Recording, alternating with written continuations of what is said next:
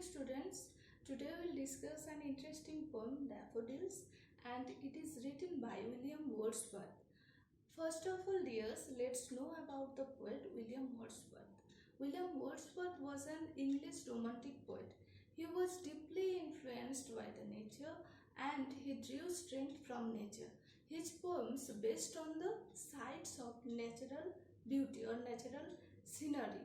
And in the present poem, Daffodils, we'll see that here the poet depicts the theme of the poem, that is the refreshing and healing power of nature. Okay, now let's start the explanation of the poem.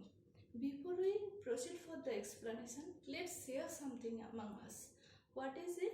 That suppose you are in the midst of vast green land.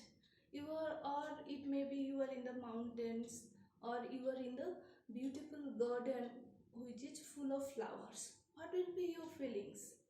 Of course, what will you feel? You will feel fresh and happy. You will feel fresh and happy. The same feelings the poet has shared in this poem, or through this poem, the poet is also sharing with us the same feelings.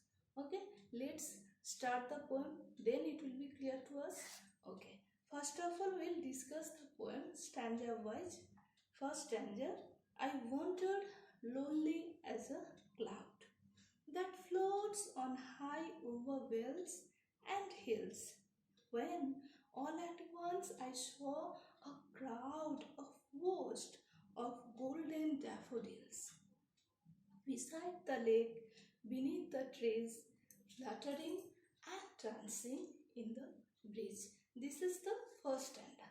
First stanza, and in the very beginning of the stanza, the poet is comparing himself with a cloud. That's why he is saying, I wandered lonely as a cloud.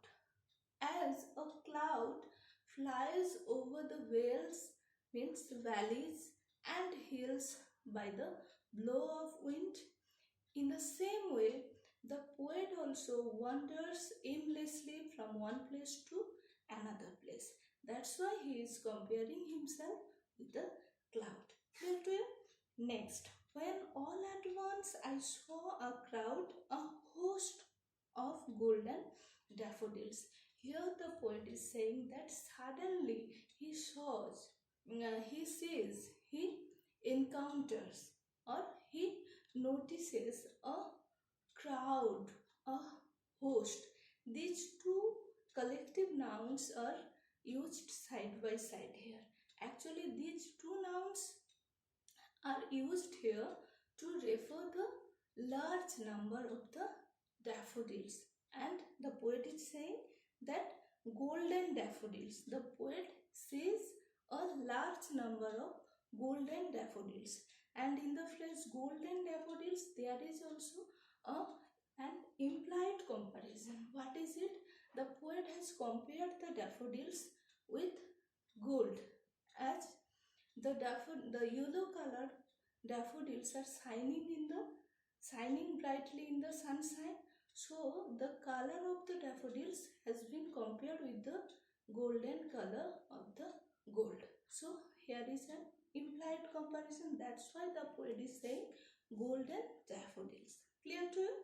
Next, in the next line, the poet is mentioning the location of the daffodils, that those are beside the lake, beneath the trees. That means the daffodils are on the bank of the lake and under the trees, fluttering and dancing in the breeze. In the last line of the first stanza, the poet is saying that about the activity of the daffodils. What are they doing? They are fluttering, means swinging, and dancing. They are dancing and swinging in the breeze, means in the blow of the wind. By the wind, they are dancing and swinging. Okay, that's all about the first stanza.